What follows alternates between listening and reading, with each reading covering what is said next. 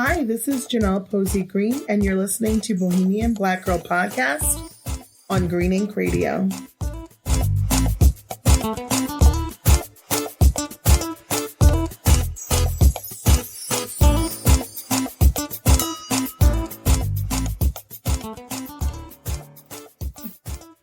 Welcome, Tara. How are you? I am great. How are you today? I'm actually really excited. I've been so excited about this interview for the last week. Me too. Really excited. So if you don't mind, if you can introduce yourself and just let everybody know who you are, especially when it comes to your new business that you have going on. Absolutely. Well, thank you for having me first and foremost. And thank you to the listeners out there. My name is Tara Hall, and I am the owner of Tara Hall Inspired Solutions, which is a training and development company. And I'm based in Norwich. And one of the areas that I focus most on, because it's really my love, which is training, but what I am certified in as a certified Canfield Success Principles trainer, it's really transformational work. So my love is to get people in the room and to get people, heart to heart, soul to soul, and to have those moments of learning. I'm a lifelong learner, and I realized this was my sweet spot. And it's what I like to do most. So when I get people in the room, and this is for small and medium-sized business owners, this is for women's groups, this is for business conferences, that I have customized trainings, staff engagement, team cohesion, communication 101. It's cool. Yeah, people can use some more of that these days, right? Seriously. So I train out of what's rooted in success principles. And the important thing for me is for people to leave feeling like they had a moment where things are now different for them. Things are going to be different for them. And they can use practical tools to make it work for them. And my tag really is creating a success culture one person at a time, because that's really what I want to see for people and what I want the outcome. That's so cool. I love that tagline a lot. So what inspired you to develop this side of your career? Because you had a different career path up until you've been doing this for how long now?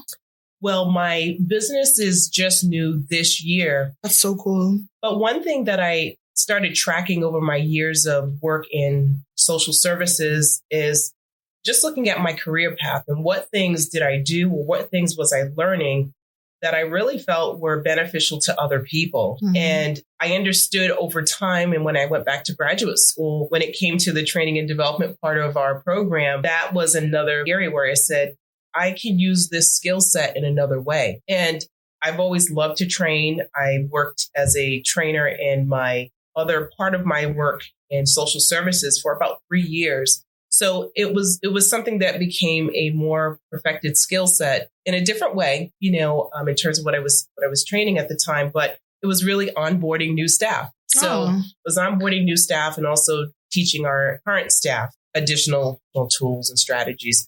So that became part of how I sort of landed where I am now, because it was me kind of just taking inventory of what things I had done over the years and how it really just aligned with who I am.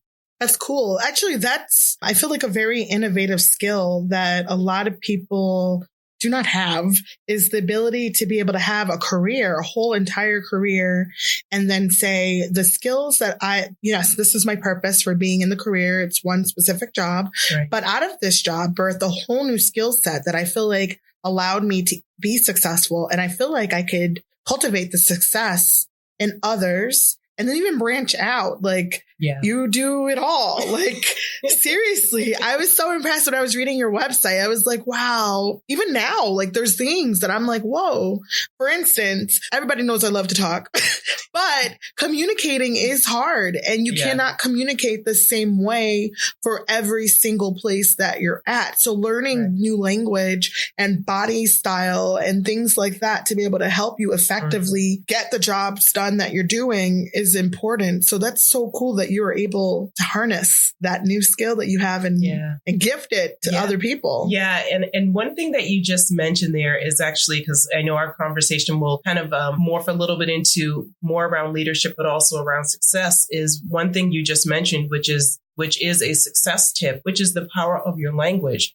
because no matter who you're speaking to, well, it does matter who you're speaking to, but in general, what I'm saying is that when you're looking to really make an impact with people, your language and how you communicate and how you use your body and how you use your space really is all part of the message. It's all part of the message that you're sending to people and that you're hoping to make an impact with. And the I in my company name, it's Tara Hall Inspired Solutions. And the acronym is this. I saw that. So, that's awesome. So the I in the inspired part is really to help people see that, a lot of the gifts and a lot of the successes that they already have, sometimes you kind of lose a little bit of touch with it, but it's always in there. It's always in there. It's a matter of, like I said, for myself, taking inventory of what skills did I have? What did I perfect? What do I continue to perfect?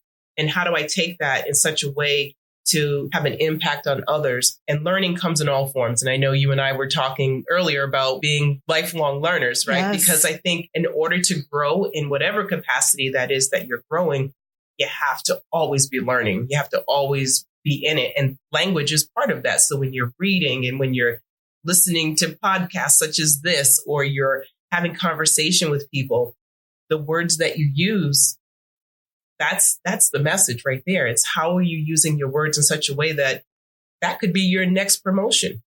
That's true. That could be your next job. I love that. So all those things. So I just wanted to see you snuck in a success tip. Yay. And we got to make sure people get that. We had to double back to that So one. we might as well. So the topic today is leadership and success. I cannot think of a single person that would be better at this conversation than you. When honestly, like from the time when I've known her since I was little, like 10. Right, so like you always, like a coach, I swear I could see you coaching the UConn basketball team. Like that's just I'm serious. Like that's just the power you harness. I've always come off like a coach to me. So for you to have this company makes sense. It just really does. So you guys, she's going to be dropping some gems on us today.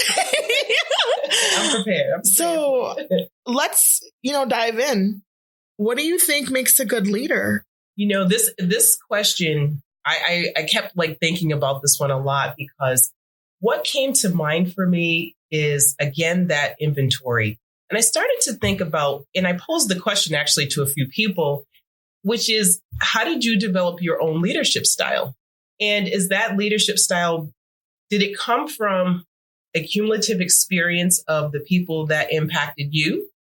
So if you thought about all the jobs that you had, or all the internships that you had, or the maybe civic communities or social groups that you belong to, but someone's heading that group, did you morph into did you become who you are because of the style that they carry?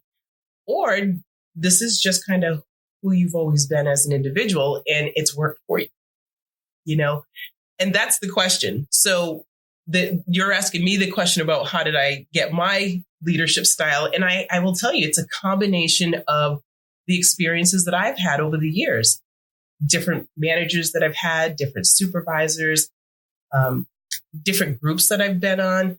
And I said, well, because there are some qualities that I would absolutely take away from some individuals. And let's be honest, there are some qualities I would not. Oh, man.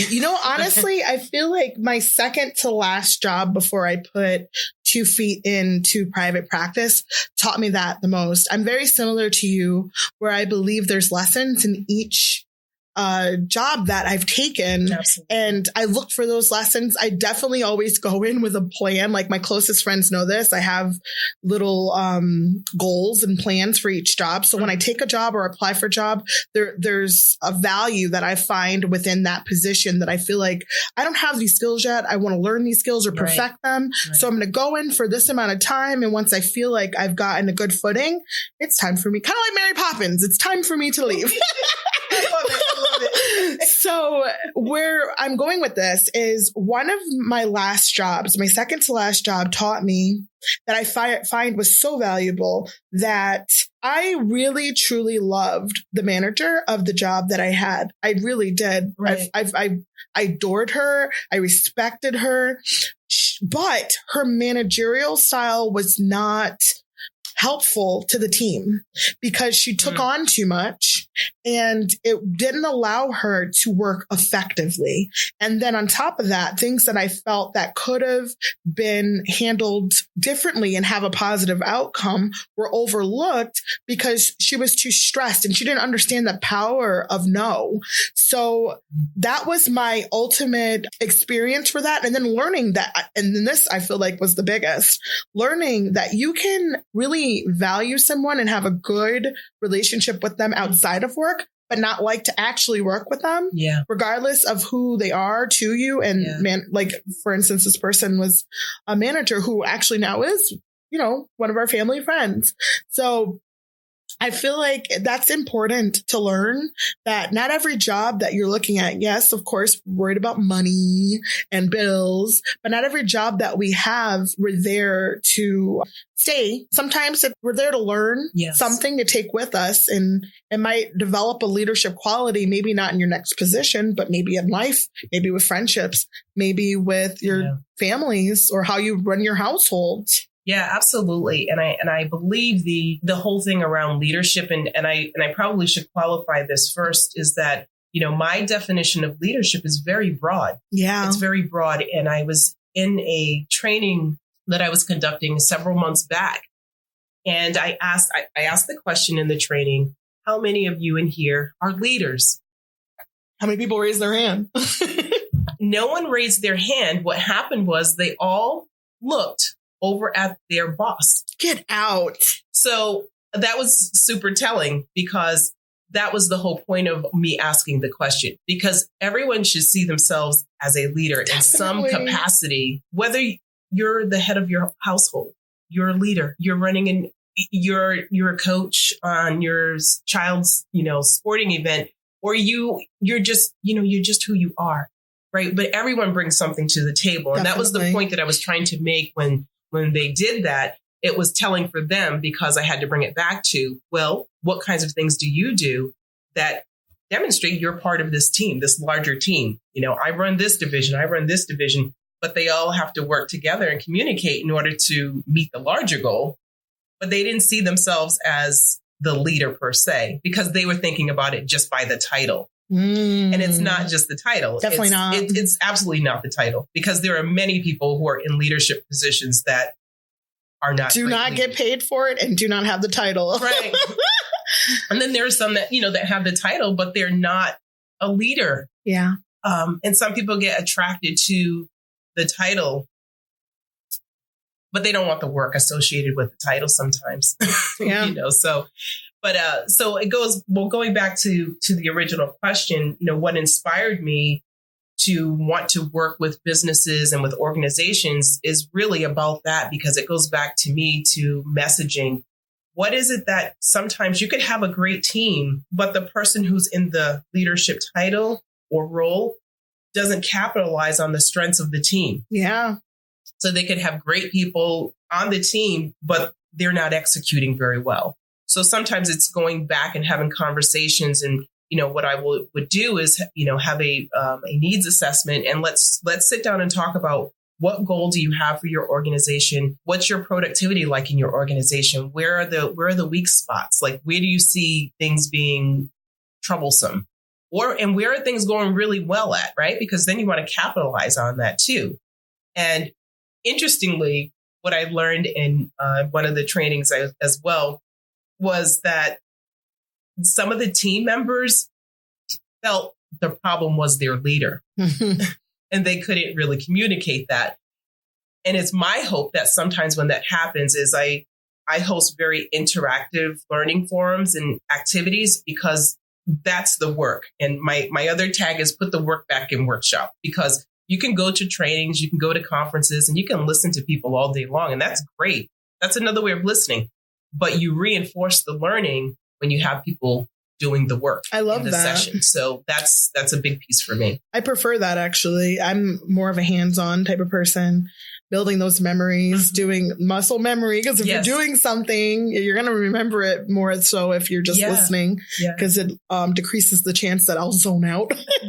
Right. And when you think about all the distractions that are happening around us, like our phones. Seriously. We have squirrel. mentality. And if we aren't paying attention or we're not in it, absolutely, we can zone out.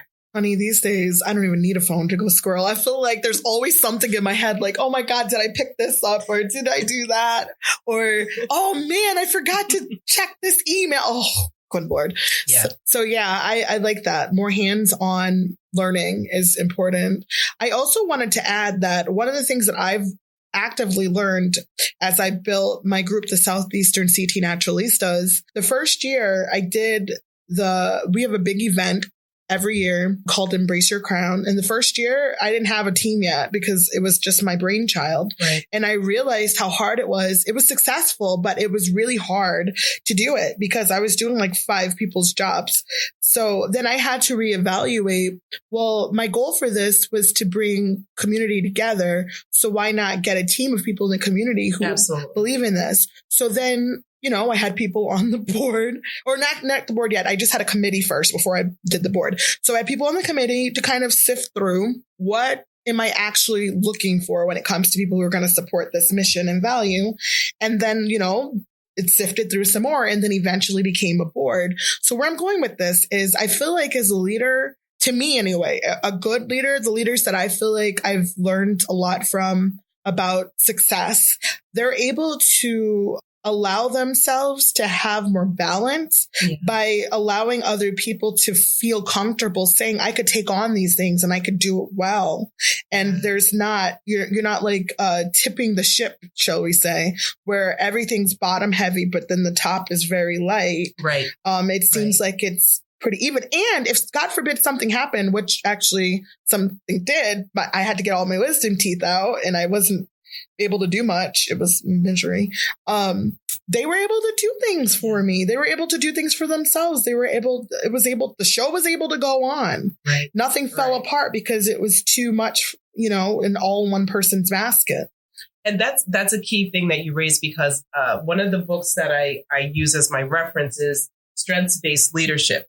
And what you're talking about is how you view yourself as a leader, because if you're a leader who is either, executing, you're influencing, you're relationship building, or you're a strategic thinker, that depends on how your team will basically rally around you. Yeah. And sometimes we have those leaders who have the micromanaging mindset. Nobody works well under those conditions. And that's not in that, the book I referenced at all, because we're talking about strengths-based leadership. So when you have certain qualities as a leader that you're bringing to the table and you actually maximize the productivity of your team, you can take that step back because you are confident in who you have around you. Definitely. And who on your team can execute, what mission you have. You have team members who are good at relationship building. So they're the people you might want out on your marketing side of business because they're going to get out there and they've got the connections. They're able to communicate well.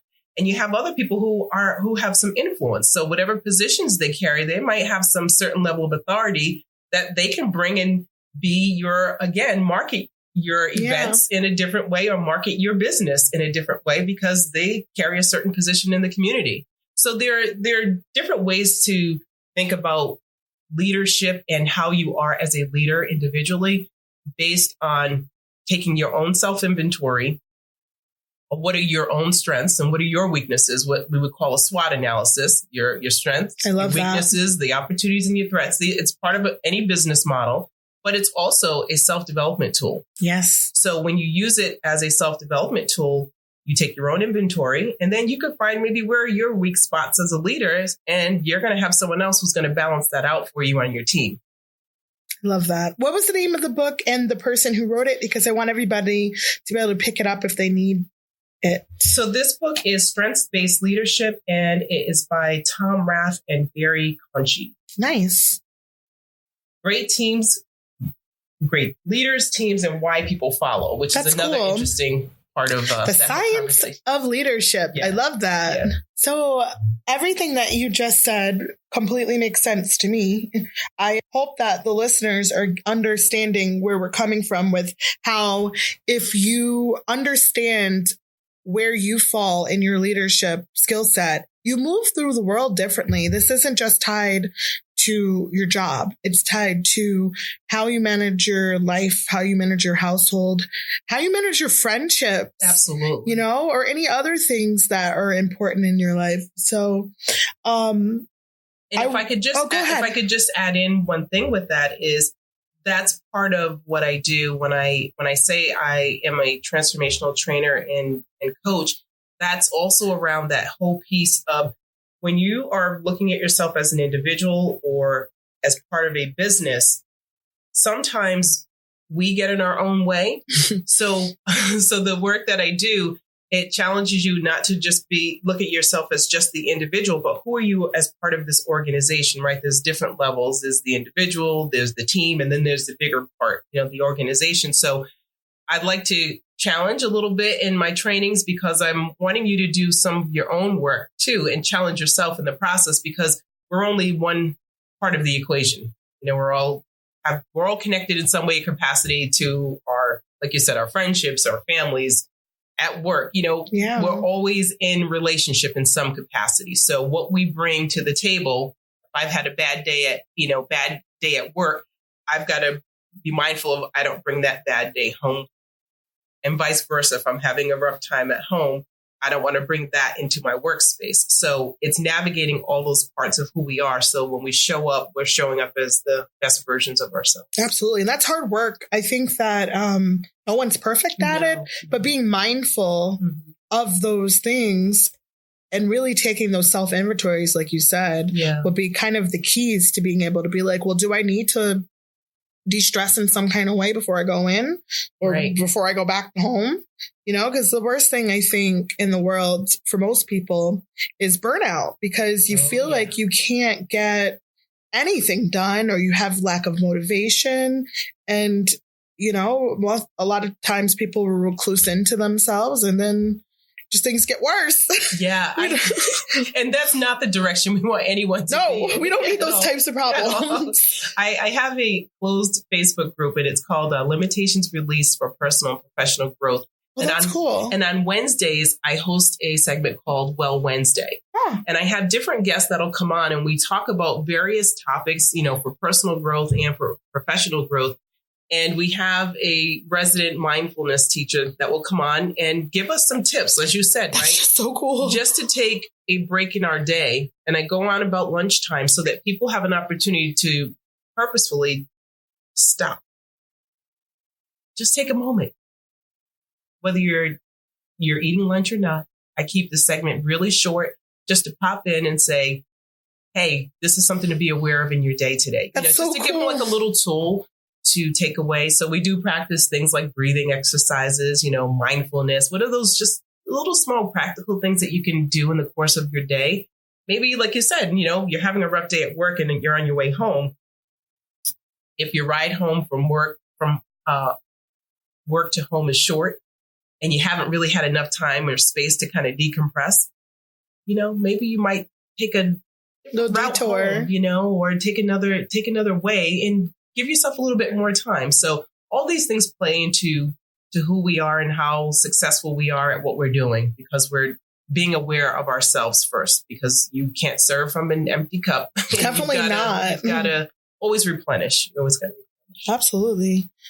So learning your leadership style, how would someone go about learning their leadership style? And, what advice do you have about maybe trying to understand who they are as a leader? Well, there's tons of information out there on YouTube. There's like so many things. Yeah. But one of the things we talked about first was using a SWOT analysis. And that's just taking, like we said before, taking inventory of just getting a piece of paper. Write down all the things that you do really well. What things, what are part of your skill sets? Think about your work history, right? That's one way to look at where are you at in your career and how did you get there? Like what things did you do to get to where you are now? It might mean you're on a path and you want to either change your career or you want to stay where you're at, but you want to advance in your career. Let's just say that. So you get that paper, write down all the strengths. And when you get to weaknesses, think about, okay, where am I going? Or what is it that I need to learn that I don't know? I'm not great at Excel. I don't know much about Excel. Does my company offer any courses for me to take? Is there something, do I have a friend who knows how to use Excel and maybe they can show me, or maybe I can just learn on my own. But take inventory of the things that you know and do well. And that becomes part of a way just to gauge yourself of, how am I doing with this? There's lots of assessment tools online about, your leadership, finding your leadership style. And there's references in the book that I referenced as well. So just take the time to give yourself that space to just write down things about yourself and ask other people. And I'm going to throw this in because this is another success tip, which is ask for feedback. Don't be afraid to ask other people around you, hey, what's something I do really well? Or what's something that you think and asking that question, asking other people, because sometimes they will see things in you that you don't see in yourself. Definitely. So as you're learning all these things about who you are, that's just some way to begin to kind of find who you are as a leader in your own right. What things you at home, right? Like we were saying before. Ask your kids. They'll be honest. Kids have no filter sometimes. They will absolutely tell you what is going well. Mom, when you get home from work, you are X or you are Y, whatever it is. And that will give you an idea too of, like, how are you separating yourself from work sometimes, and what you think you're not bringing it home, but you're a little punchy. Yep. So maybe you are bringing it home. So I would just suggest just asking some other people for feedback as well. And on the job too, ask your staff. My first year, when I was in a certain position, I said to my staff, like, you can feel free to let me know how I'm doing, or go see my boss and let him know. I'm not afraid to hear the feedback. That's cool. Because I want to, if I want to be able to improve, I have to be willing to do the same thing. I have to be open. I have to be transparent. I have to be vulnerable. Like I have to be all of me when I show up. So getting feedback from other people sometimes sounds scary because people will automatically go to the negative and think they're just going to be critical of me. Yeah.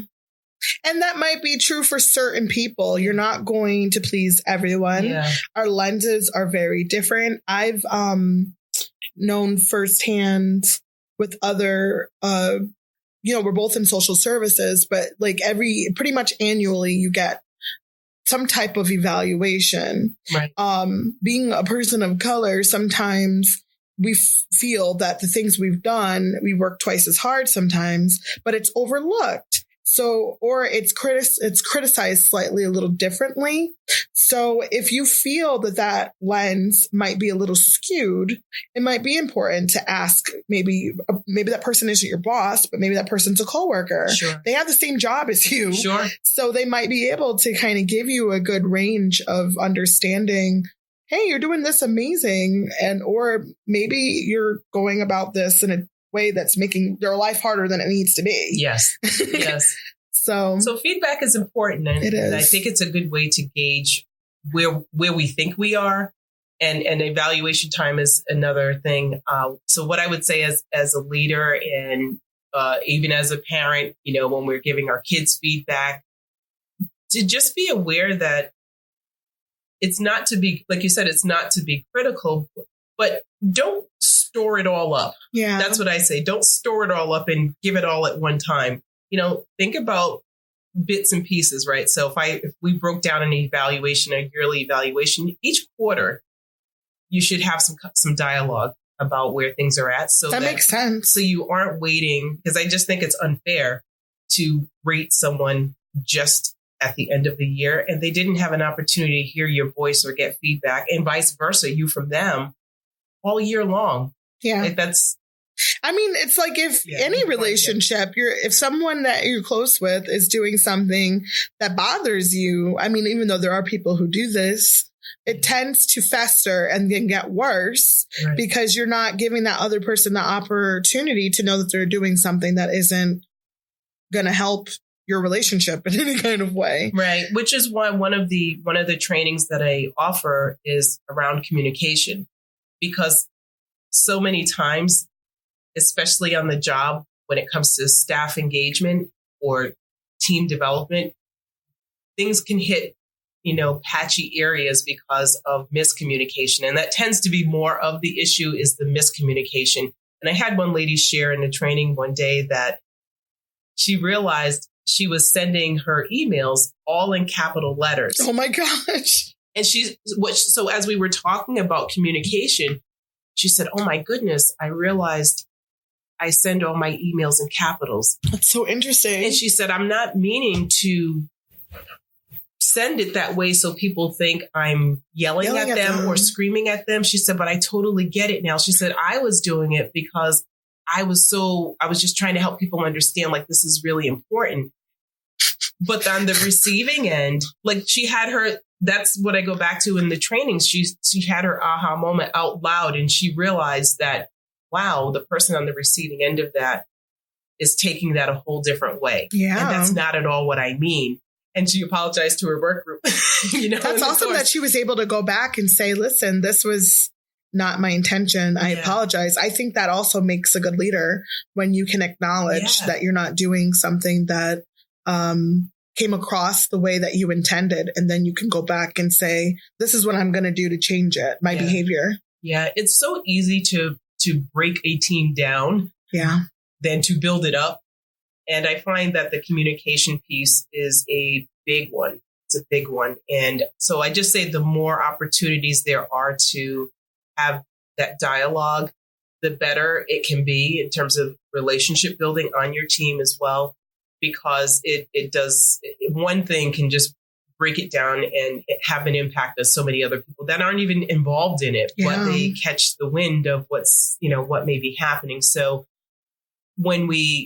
and that whole communication piece, it's not just the talking, but actually letting people get out what they need to get out and just listen, just hear them out. Don't interrupt, just listen. We love to talk, but I don't know how well some people like to listen. Yeah.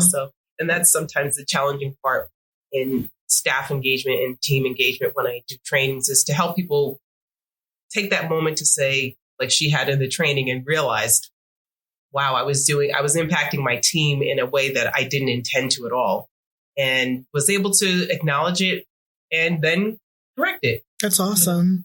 I also think that because we live in a virtual world more so than we did 10 or 15 years ago, that it's important that we do take inventories more often and ask for feedback more often, because at least in my experience, I feel like most people are more likely to send text messages and emails and those types of virtual communication things before they actually have a conversation. Yeah. And then things get missed, or just like anything, like I could narrate and read something any way I choose to, because it really depends on what my mindset is in the moment. So that means maybe you're trying to tell me something kind of important, and I'm thinking it's not as important as it is, because in my mind, I'm like, oh, okay, cool. And then the person's like, no, like now, like this needs to happen like now.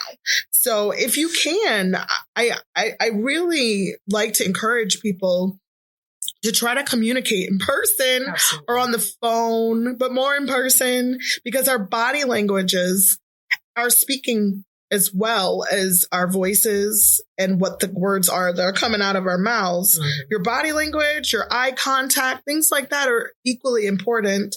I mean, I feel like as a leader, if you want success, which our next topic is going to be success, if you want success in building relationships and building your goals up, it's going to be important that you're on the same page. Absolutely.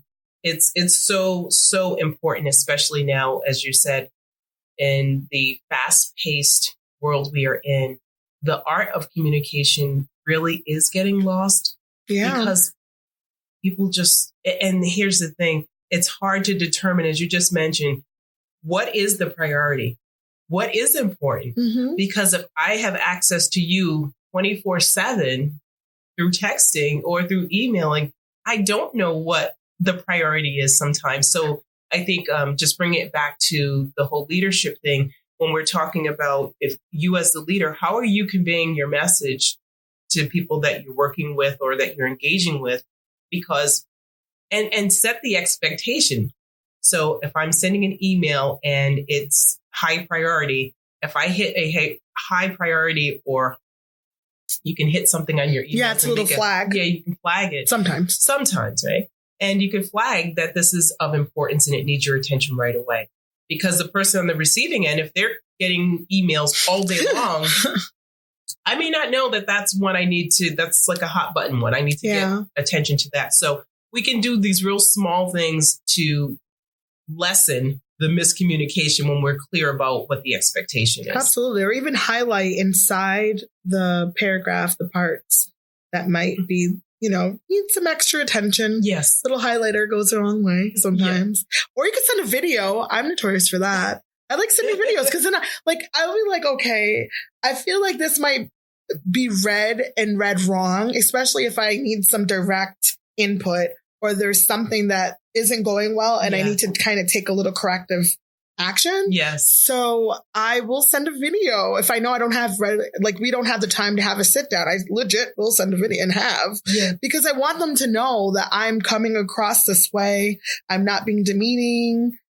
I'm not trying to put you down. I know that this is something that we both probably need to work on together, but I want you to see my whole intention. Yeah. And when you mentioned that earlier, I thought about communication really is what I call a full body sport, right? Yeah, because it's all of what we were talking about a little bit earlier too, which is the language, the words we're using, the tone in my voice, how I'm saying it, the expression on my face, and my body language. Am I relaxed listening, or am I, more clenched up? So all of those things really convey a different message when you're engaging with someone that you will never get when you send an email or you send a text. So those other parts are really important to bring into that communication. So I love teaching on the communication piece, because when we break it down into all those parts, people are like, oh, I see it now. I get it. Mm-hmm. So success, how would you define success? I know how I would define it. I define success for me, it's very individualized. I think about it that way. And it's holistic to me, because what I may find as successful for me, it could be, did I attain a certain level of status in my career that I was hoping to achieve? And for someone else, it could be, I have the perfect family. I've always wanted a family. I have my family, and everything else around it is just extra. So it's really individualized. And that's a question I like to ask people too, just like about leadership, like their definition of leadership, but what is their definition of success? Because it's so different for everyone. And success to me isn't something you go chase. It's something you create. Definitely. It's something you create, because it could be some particular domain in your life that you're working on. It could be your finances. You know you've achieved success when your finances are in order. You have, maybe it's a certain number in your bank account or your checking account, whatever it might be, or you're just debt free. Yeah, that would be success for all of us as Americans. Right? Seriously. Right. So the definition of success is defined by that individual. And, when I do my coaching with people, I ask those types of questions, because that gives me a foundation of where we're going to start. And then we know where we can go with that. But they have to make some individual declarations themselves about it first. It's not what I'm going to put on anyone. That's absolutely not what I do. Absolutely. So it has to be driven by that individual. And the biggest thing I find is helping them get clarity first about what it might mean or what it could look like. I think that's the hardest part sometimes, because we have so many outside entities telling us what it is to be successful. And some of it isn't even real. You know what I mean? It's an illusion. It's definitely an illusion, especially on today's TV. It's very we don't really have sitcoms like we did back in the day, where things were kind of attainable. I feel like the success was more tied to balance and happiness with family, and just being able to kind of, like you said, have no debt. If you choose to have a family, have a family. If you want to move up in your career, you do that as well. But unfortunately, with reality TV and the facades of having more money and the drama, it's been muddled to some. But me personally, I think success is definitely tied to my value system. Yeah. Right. I do. I think it's tied to my value system. And because it can, like you said, it can look so different for many people. Just using my own journey, really, I would say like over the past 4 years of really just gaining some clarity first too for myself about where did I see myself at this particular point in my life. I'll be turning 50 next year. Yay. And I realized there were certain things that I wanted to work towards.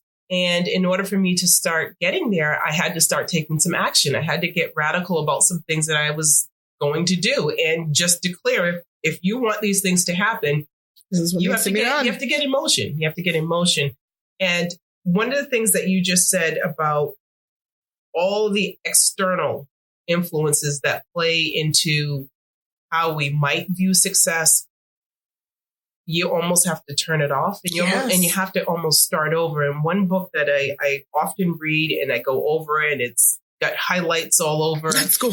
is Stephen Covey's The 7 Habits of Highly Effective People. Oh, yeah. It's an awesome book. It's a great reference tool. So if anyone out there has not read that or it's not part of your library, I would highly encourage that you make it part of your library because it really breaks down all of who we are. And much of the work is from the inside out. And that's where is sort of the core again. We kind of have to go back and find out who are we? Because so much is put on us from external. From birth. Yeah. I mean, sometimes you have to, unfortunately, if you're a parent, grandmother, father that is telling you, you have to do this, you have to do that. Yeah. You might have to shut that down too and put some boundaries in place. And that's hard work. Yeah. I know that's sometimes asking a lot, but it has to be done if your values are different and you define success a certain way. I think it's a great resource because it challenges you to think differently. And especially, like you said, if you, and some of these things too, come into play with cultural considerations and factors of how we were raised. And when you see yourself sort of on a different path in life that is not the norm of your family system, you feel like you can feel like you're the outsider, but these are things that are your passions. These are things that are your gifts, and you're using your gifts in a different way than maybe your family did. Yeah. And it can be a little scary, but it can also be a little bit exciting too, because now you're creating your own path. So I love that book. I can't speak enough about it. And it's a great reference tool to really kind of get you back to the core of who you are. And you can help yourself to start thinking differently and challenge yourself, right? Because you have to kind of maybe undo some stuff that you've always been conditioned to think has to be that way.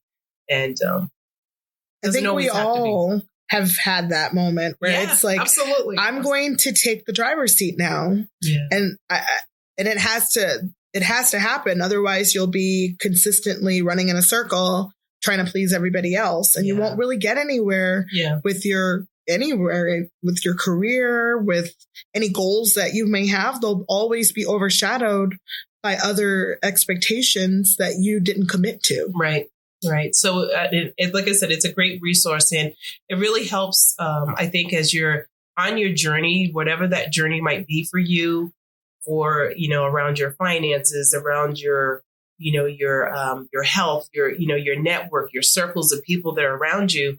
It's a great way to start to channel who are you? And you've got, like I was saying before, you have to kind of go backwards a little bit sometimes and challenge, like you said, about your value system. Well, is that really your value system, or was that given to you? Right? So my mindset about money, have I always thought like, because I get a certain type of job, that's where I'm supposed to be in life?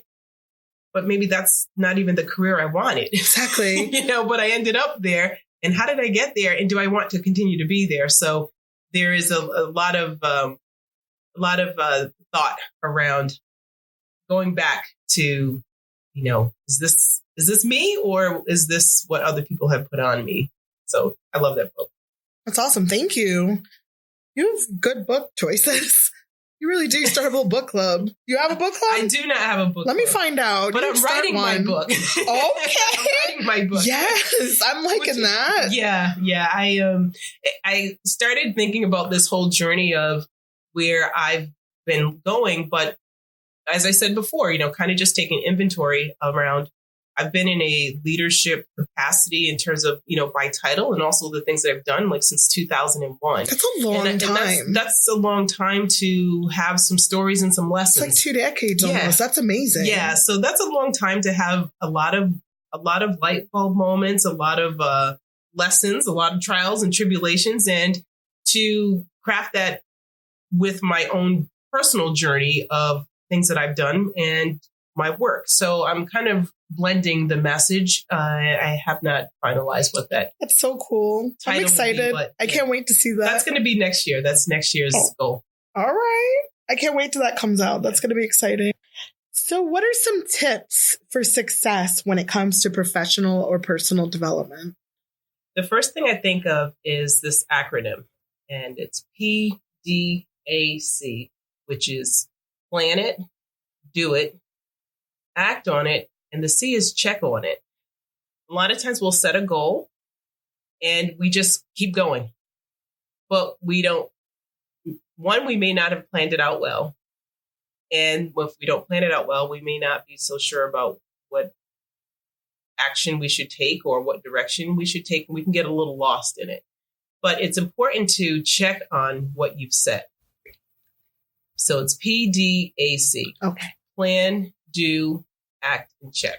Love it. And it goes in sync with setting SMART goals, which I'm sure you and your listeners have probably heard about. So it's just another acronym. And I like to use acronyms only because our brains, condense things. Yeah, we're always looking for shortcuts. Yep. So that's the best way. So when you're setting your SMART goal, then use this acronym to make sure it's in alignment with where you're wanting to go and where you're wanting to see yourself in the future. And the other thing I would offer as a success tip is to, when you're planning things or you're working on things, is to set the highest value activity as your priority. Because we can have a whole long list of things to do. And if you have a specific goal, sometimes parts of those goals are not necessarily things that you have to do or execute on. So if you're thinking about it, not just for yourself, but I'm thinking now in terms of a team or your business, or your organization. Think about what are the highest value activities that only you can do, because that's where the priority is going to go. And then from that, you can probably delegate some of those other things to other people or other members of your team. It makes sense. I love how you simplify things. That's awesome. It helps me. Because it's such a broad, kind of scary topic, I think. And if you walked up and asked the average person a lot of these questions, they'd probably have no real concrete statements on what we could do to be more successful and confident in our leadership styles. Yeah. So that's awesome. How can people connect with you? What are some of your, maybe if you're on social media or website, things like that? So my website is tarahallinspiredsolutions.com. You'll find out what I do for trainings. You'll see what courses I offer. And in fact, I'm just now offering an 8-week course, which is called Fall, Fly, and Flourish to Success. And it's a self-paced course. So if you're looking to move on your goals, right, before the new year rings in, I think it's important, right? We don't have to wait for a certain date to get started on things. But so that's, so you'll see the courses that I offer. And I also just want to share 2 customizing trainings for certain businesses and organizations, because not everyone has the same need. That's so cool. So that, so you'll get to see what's available there. And I also have, if you're interested I have my first co-authored book there, which is Phenomenal Women, Be Brave, Be Bold, Be Brazen. All right. When did you write that? It was written last year. and it was released earlier this year. She's dropping gems on us. And on Facebook, I am under Tara Hall Inspired Solutions. So everything is very simple. It's my name, and you'll find me there on LinkedIn as well under Tara Hall. I will be putting all these things in the show notes. So if you want to connect with her, which I really advise you to do, especially if you're looking for more understanding of who you are and how to develop success and leadership for yourself, it's going to be important that you find her. Absolutely. I'd love to work with people. And like, as I said before, it's important for all of us to stay on a professional and a personal development journey to keep ourselves challenged and to keep our brain sharp. Thank you for this conversation. Thank you.